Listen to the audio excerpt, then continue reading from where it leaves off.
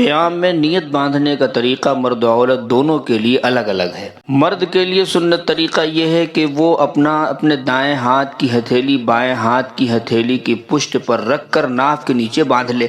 حضرت وائل ابن حجر رضی اللہ عنہ کی روایت ہے، وہ کہتے ہیں رأیت النبی صلی اللہ علیہ وسلم وضع یمینہ علی شمالہ فی الصلاۃ تحت السرہ، میں نے حضور اکرم صلی اللہ علیہ وسلم کو دیکھا کہ نماز میں داہنا ہاتھ بائیں ہاتھ پر رکھ کر ناف کے نیچے رکھے ہوئے ہیں۔ حضرت علی رضی اللہ تعالیٰ عنہ نے تو پوری وضاحت فرما دی، فرمایا السنۃ وضع الکف علی الکف فی الصلاۃ ویضعہما تحت السرہ، کہ سنت یہ ہے کہ نماز میں ہتھیلی کو ہتھیلی کی پشت پر رکھا جائے اور دونوں کو ناف کے نیچے باندھ لیا جائے، لیکن عورت کے لیے سنت طریقہ مختلف ہے۔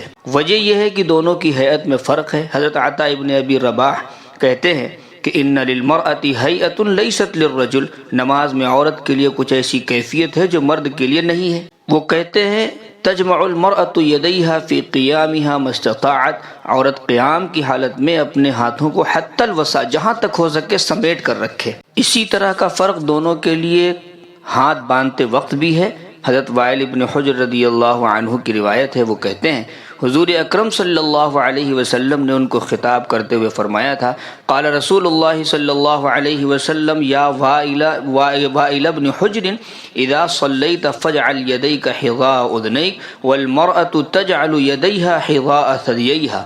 حضور اکرم صلی اللہ علیہ وسلم نے ارشاد فرمایا، اے وائل ابن حجر، جب نماز پڑھو تو اپنے کانوں کے مقابل تک اپنے ہاتھ اٹھاؤ، اور عورت اپنے ہاتھوں کو اپنے پستانوں کے مقابل تک اٹھائے گی۔ یہاں اس سے واضح ہو جاتا ہے کہ دونوں کی نماز میں فرق ہے، مرد اور عورت دونوں کی نمازوں میں فرق ہے۔ علماء کرام نے یہ فرق تقریباً 30 تک گنوایا ہے۔ عورت کے لیے ہاتھ باندھنے کا سنت طریقہ حضرات علماء کرام نے اس کی وضاحت کی ہے کہ عورت کے بارے میں سب کا اتفاق ہے کہ ہاتھ سینے پر رکھے گی۔ اما فی حق النساء فاتفقوا علی ان السنۃ لہن وضع الیدین علی الصدر، سب کا اتفاق ہے کہ عورت کے لیے سنت دونوں ہاتھ سینے پر رکھنا ہے۔ اللہ تعالی ہم سب کو سنت کے مطابق نماز پڑھنے کی توفیق مرحمت فرمائے۔